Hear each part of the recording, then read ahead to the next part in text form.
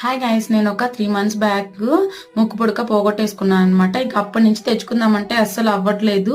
ఇంకేంటో ఈ హడావిడి లైఫ్ అన్నట్టుగా ఏదో అలా జరిగిపోతుంది. ముక్కేమో నేను ఏమి పెట్టలేదు, ఇంకా అలా వదిలేసాను అనమాట. కానీ ఖచ్చితంగా తెచ్చుకోవాలి అంటూ ఉన్నాను. ఇక మా అమ్మ గోల్డ్ షాప్కి వెళ్ళిందంట. సో రెడ్ తెచ్చింది. బట్ నేను ఎప్పుడు చిన్నప్పటి నుంచి ఎప్పుడు ట్రై చేయలేదు. నాకు 4th క్లాస్ నుంచి ముక్కు పుడక ఉంది. ఇకైతే ఫస్ట్ టైం ట్రై చేస్తున్నాను.